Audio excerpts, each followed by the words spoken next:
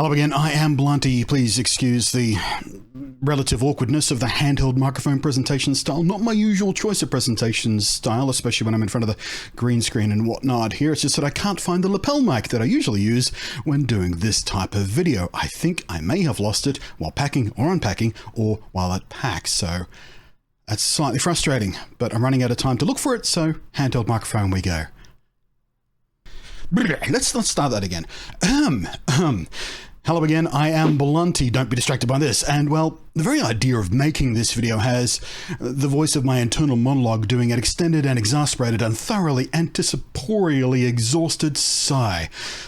Because I know what's coming next. Because we will be talking about Elon Musk. Freedom of speech, the N-word, gender identity and sexual identity, and oh so much more that tends to instantly make any and every attempt at legitimate civil discourse not just unlikely, but increasingly seemingly legitimately impossible in this ever more shouty and divided online culture we've developed. We've kind of had it mutate out of what was once hailed as one of the greatest tools, if not the greatest tool for human information exchange ever built. And what do we use it for these days? Screaming at each other about genitals and whatnot. And for this video, as far as practically possible for an individual with their own opinions, be taking an objective view of all this stuff for practical purposes and for thematic purposes of the main topic of this video. To vomit up an overused and often misused phrase, facts don't care about your feelings. Facts don't care about your fifis. And that's true in the purest sense, of course. Facts don't and indeed cannot care about anything because they're not people. So their innate ability to care about anything, much less human emotions, is zero. Facts are facts. Facts are truth, aren't they? Facts are immutable. A fact is... It is. It is a fact, for instance, that within our current comprehension of the laws of physics at least, an object cannot, under any circumstance, travel faster than the speed of light. There's a ton of cool physics and, at least for me, quite tricky math that explains this explicitly. But I feel like most people have at least heard of this fact and, generally believe it to be true because very smart people all agree you can't do that. Can't go faster than light. For storytelling reasons, a lot of spaceborne sci-fi and TV, movies, books and games and whatnot have various cheats around this fact, fictionalized cheats that present themselves as scientific fact. Warp drive, wormholes, folding space, subspace, quantum slipstreams, all fictional, all impossible by the facts of the laws of physics as we know them.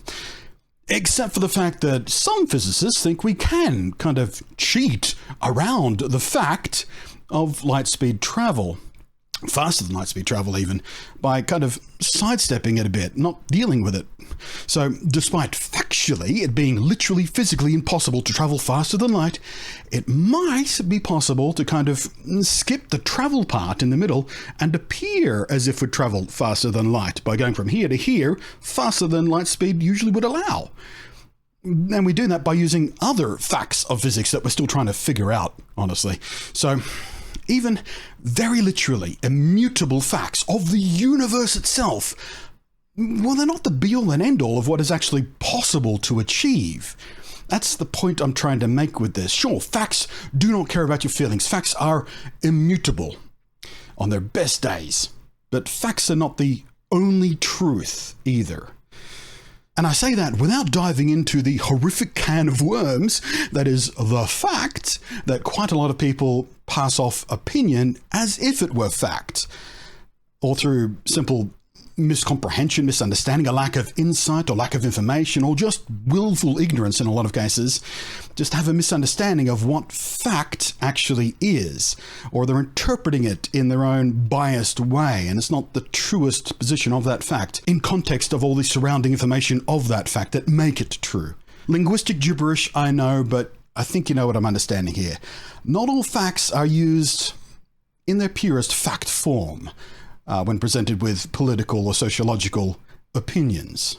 Fact is, quite a lot of people who love the phrase, facts don't care about your feelings, aren't actually holding aloft actual immutable real facts when they do so. And what's more, rather disingenuously, a lot of the people who love to scream, facts don't care about your feelings, get quite a lot of feelings when presented with facts that are inconvenient for their personally held belief systems. So the phrase, facts don't care about your feelings, is more often than not used disingenuously. I'm trying not to do that in this video. I am a human, I have feelings, I have opinions. Of course I am biased one way or the other, we all are, that's what bias is. It's our point of view. But when I tell you the facts I'm about to tell you, they are facts as far as we can know them. These are demonstrable things that have happened. So I'm trying, in good faith as is possible for an individual, to stand by facts do not care about your feelings, because what I'm about to say in this video is going to cause people to have feelings. Those feelings cannot change the facts. Take Elon Musk's fans, for example. In this case, the root word of fan being fanatic is perhaps a lot closer than it often is when we use the word colloquially, fan. So Elon, as I'm sure we all know, has just closed his agreement to purchase control of Twitter. He doesn't own it outright. There are other people who own shares and stuff and whatnot, but for all intents and purposes, he owns control of the company. This fact was met with a lot of divided opinion, it's fair to say. Some people were worried about what this would mean for Twitter as a service, as a public town square.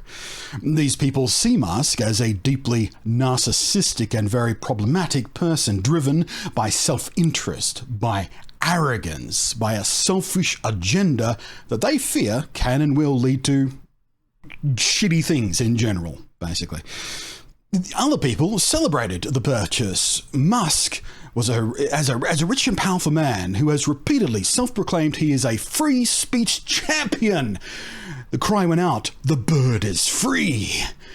In fact, in Musk's own words, he is a free speech absolutist. He believes in free speech absolutely. No limits on free speech ever. We must, for the good of humanity, be free to say anything we like.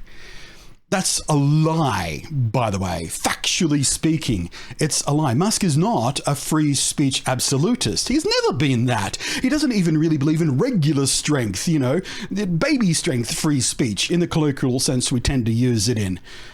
Remember, Musk fans, facts do not care about your feelings. So when I say this, I'm backing it up with facts. And in a moment, I will show you the facts that demonstrate that Musk is lying to you about being interested slightly in free speech in any earnest or honest way, much less being a true free speech absolutist. But first, let's have a few more other facts. Within literally hours of the public announcement of Musk's takeover, his fans, his fanatics, fellow self-proclaimed free speech types, took powerful advantage of what they now believed was a new, free Twitter. At last, they don't have to fear about the things they say being punished, free of the oppressive censorship of old, the politically driven agenda of the old Twitter management, the woke oppression system that they believed silenced them from speaking facts to the world. This despite the fact they have for many, many years now not felt limited at all. Occasionally one of them gets punished by breaking the terms of service, but that's about it. No one's ever been really stopped from having an opinion. The problem is the way you express that opinion. But that's all beside the fact. The bird was free. So, what happened? How did they express this new freedom? Well, for a start, there was a nearly instant spike of 500% more frequent use of abusive racist language. Specifically, that 500% number is to do with the N-word. And while personally glancing through the search results of a few keywords like LGBTQ and related words, mental health keywords and stuff, something I do reasonably frequently, as these are subjects I'm personally interested in seeing the hot topics around and a public discussion around and sort of what opinions are floating around about these type of subjects. And these two were flooded by so much more rage and hate and bigotry and bullying and flat-out attempts to abuse people than was already common. And it was already pretty common on the platform, but it got way worse over this weekend after Musk's purchase. That is not a coincidence.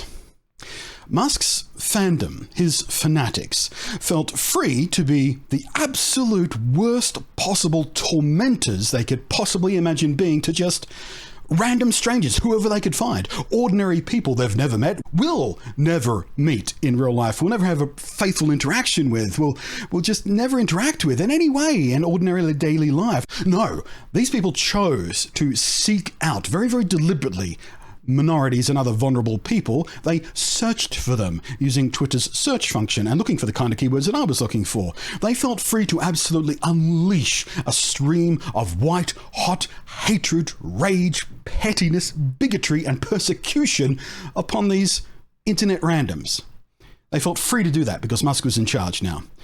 Why? What drives a person to that behavior? What makes anyone with a soul think that that shit is okay? Whether or not it's legal, whether or not it's permitted in letter or in spirit by the terms of use of any particular social media service, or even assumed to be okay or forgivable because of the believed beliefs about the new management that you might have. It's sociopathic to do that. You understand that, right?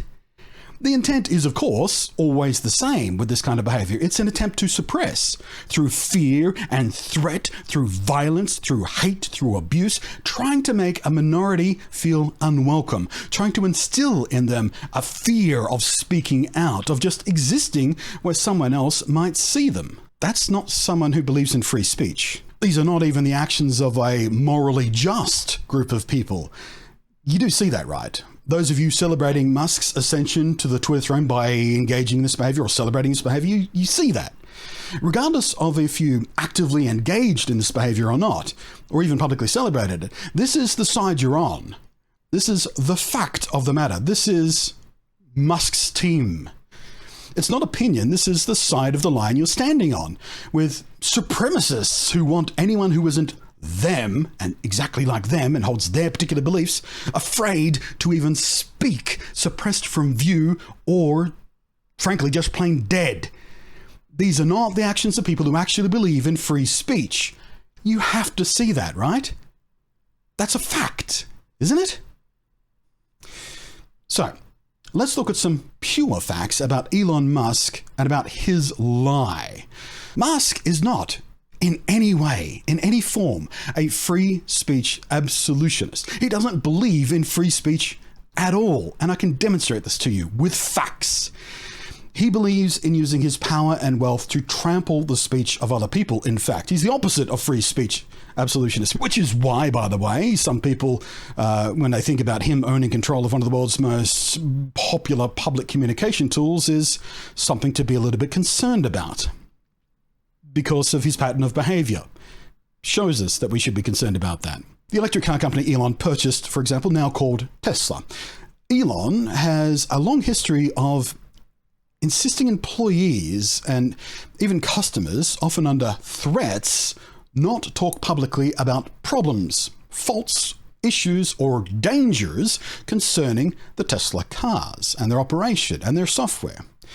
And while asking employers to sign agreements to, go to internally regulated mandatory arbitration instead of through the legal system or the media or whatnot for any problems or concerns they face in the workplace, in an effort to keep bad press suppressed and investors happy, that's relatively normal these days, but which on its own is a limitation of free speech, by the way. Like, by definition it is. Tesla required regular paying customers to sign non-disclosure agreements just to get their cars serviced or repaired, because talking publicly about faults in the product would hurt goodwill towards the company. This is Tesla's own words, the company. In other words, Musk was desperately trying to keep word of safety-related concerns and faults in his products from becoming public knowledge. There's no other interpretation of it. He was trying to suppress that information and not have it talked about publicly. That is not something a free speech absolutist would do. That's something a self-interested capitalist does. And all of them do, regularly, pretty much every day of their lives.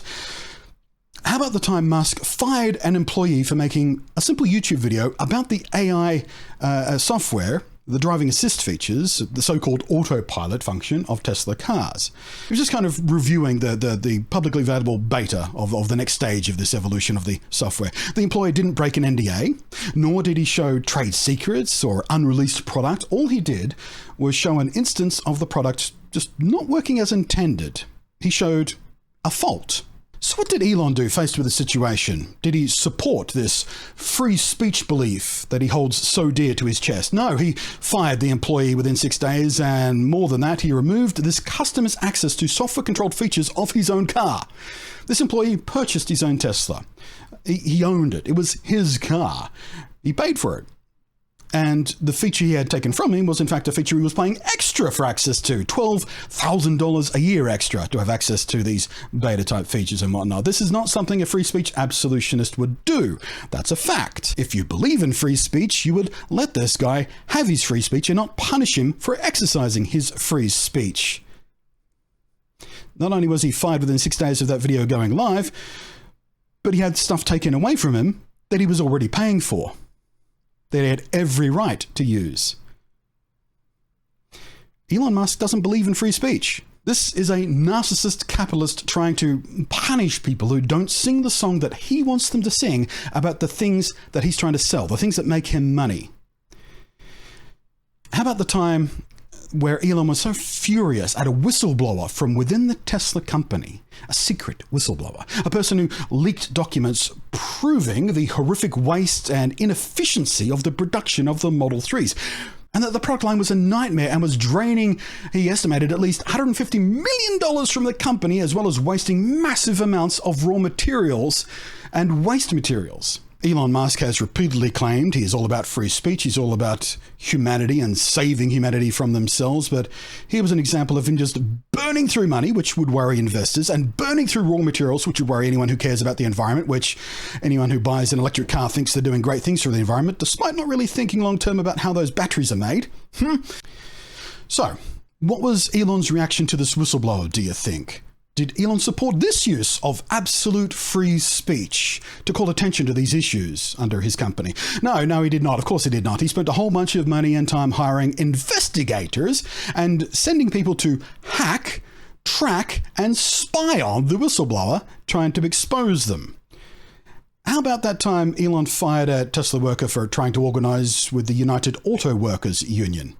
Fired for talking to unions people. That was a decision, by the way, that was declared illegal by a Labour board who ordered Musk had to reinstate that fired employee, and that Musk had to delete social media posts where he was threatening his employees with loss of stock options if they don't stop talking about, their rights to unionize. The judge also found that Tesla's confidentiality agreement for its employees unlawfully prohibited them from speaking with the media about Tesla without authorization, even if the material at question was already public.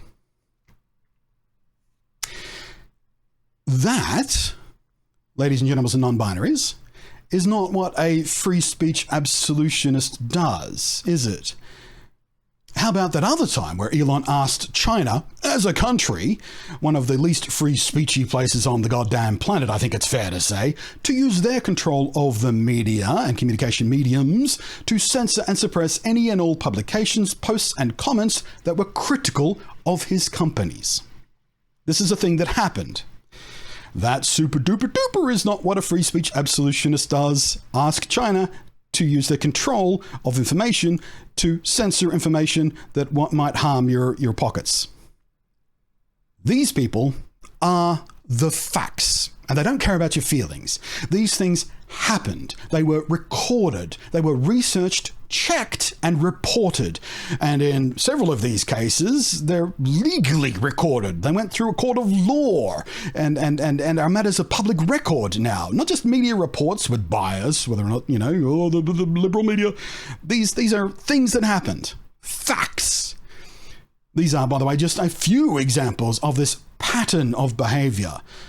By no stretch of the imagination should you feel like this is the limit. This is everything he's ever done like this. This is the stuff he has failed to suppress, to hide, to bully, influence, and pay off. It's not hard to imagine there's a lot more of this narcissistic crap that this bully has succeeded in suppressing by using his wealth and power. Elon Musk is, to use a gentle term, a liar, and absolutely in no way has he ever demonstrated an earnest interest in actually upholding real free speech of any kind, except the kind of free speech that he and his fans apparently interpret it as being. That interpretation being, free speech is the same thing as freedom of responsibility for the things you say. That's not the same thing, guys. We all know this, right? You can be free to say whatever you like, but that does not make you free from accountability. Freedom of speech is not a magical shield that lets you get away with stuff.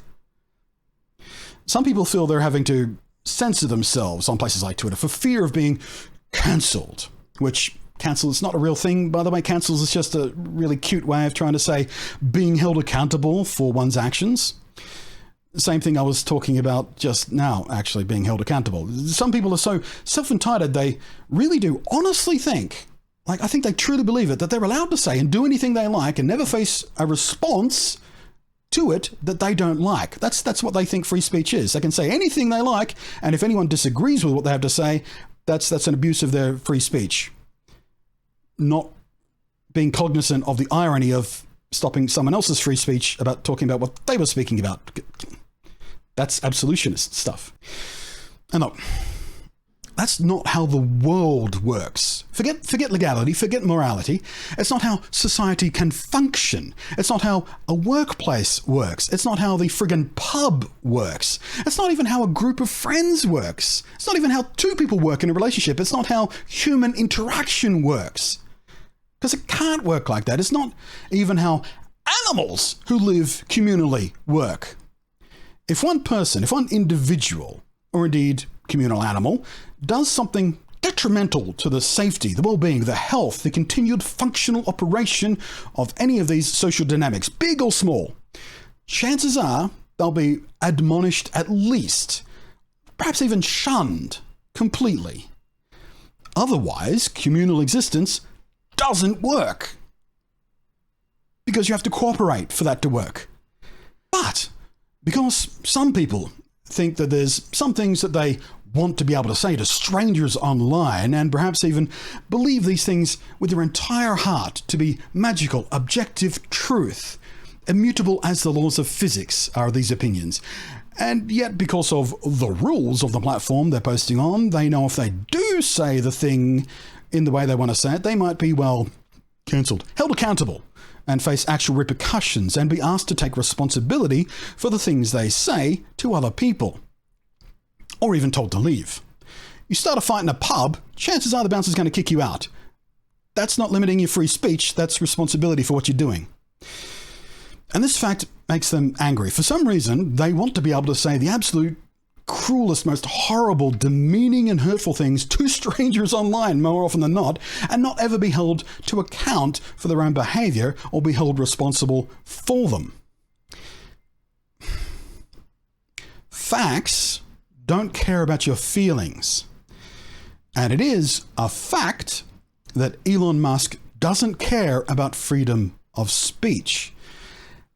And anyone and everyone using his control of Twitter to be the shittiest person they can imagine being, usually to complete strangers or groups of strangers or minorities, they don't believe it either. They can't possibly believe it. It's anachronous to what they're doing. Freedom of speech is not freedom of responsibility for your speech. It never has been, nor should it be ever, because again, that's not how any society on any scale can possibly work. Elon Musk, the capitalist, spent billions to buy a social media platform that has never actually made a profit, by the way. So it's not an investment. He didn't do it because he genuinely thinks he can use it to uphold actual real free speech, because once more, he's never demonstrated an interest in doing that, ever, at any opportunity. No, he purchased control of it because he wants to control the speech. Just like the facts I've told you about demonstrate. He tries to do this inside his other companies as well. He tries to control people, what they're allowed to say publicly, and he punishes people when they don't comply with what he approves that they can say. But now here's the fun twist. His arrogance and pitiful narcissism now has him chained to this unprofitable platform, already full of so many of the most horrible, cruel, and abusive people ever given public voice. And the fun thing is, everything he does will make them furious at him. Because in no way, personally, does Musk believe in free speech. They're not going to get what they think they're going to get. He keeps claiming it's for free speech. He's not. And even if he did believe in that stuff and acted on it appropriately, speaking as the platform holder, he is now responsible for what is said there. As the European Union reminded him recently. So, if someone's definition of free speech is feeling free to flood forth with bigotry, abuse of minorities, racism, anti-Semitism, misogyny, anti-LGBTQ plus rhetoric, we all know, right? We'll see right through them, clear as day, as if they were made of glass. No one with even half a functioning brain, regardless of political beliefs, right, left, somewhere in the middle. Those people weirdly accused of being woke, as if it was some bad thing to be aware and think about other people's feelings more than your own sometimes. And on the other side of that, the people who actually, use the word woke, almost always in an attempt to hurt somebody else or insult them. None of them has ever believed that these people, these 500%ers, honestly think that this is a matter of free speech. We all see the raw, simple truth of it. They just wanted to be a shithead to strangers without facing consequences for their hostility, for their lack of even the most rudimentary human empathy. And at this point I say they, instead of phrasing it as a direct accusation, instead of saying, you just wanted to be a shithead, you little buggers. Because let's face it, those people long ago stopped watching this video. Because it is quite long and because they're not interested in speech, free or otherwise. They're not interested in discussion, in discourse, in examination of what's being said. And that's the big problem with these radicalized people. They reach a place where they're just kind of incapable of listening anymore, of empathizing even a little bit. Something has happened in that chain of events. Regardless of which belief structure we're talking about, people have been one way or the other radicalized to such an extent they, cannot reach out of that bubble anymore. And what is even the point of absolute free speech if you won't even listen to someone else using it?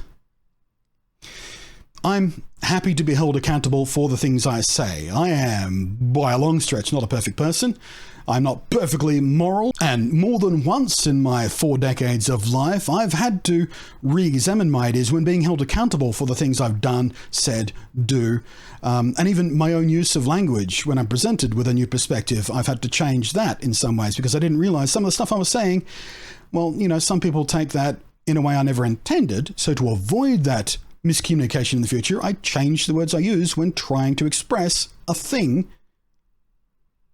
It's not hard to do. It's empathy. You listen, and if you're presented with a new perspective that makes sense, you adjust your position. You don't have to completely flip. You can just be a little bit more understanding, a little bit kinder, a little bit more, say it with me now, it's the E word, empathetic. That's how free speech should work, ideally, in a perfect world. But if all you have to offer is abuse, you're not very useful to the tribe, are you? So good luck out there fighting off the lions and whatnot because you're shunned. And that's what should happen to make sure everyone else can keep functioning as a tribe. And we are, as animals, very much wired up for that tribal instinct, which is why these divisions happen in politics, in sport, in who's the better Star Trek captain. And there's a reason why intolerance of intolerance by the self-proclaimed tolerant is not the ironic incongruity that the less intellectually adept seem to think it is. And if you've never heard the name Karl Popper, well, here's Carl to explain that concept in crisper terms. Thank you for watching. I am Blunty. Thank you for getting all the way through and at least giving me a chance to have my say. free speech-wise. Thank you as always to the patrons scrolling up above there. I will leave you with Mr. Popper. Mr. Doctor. Honestly, I don't know. Probably should have checked that.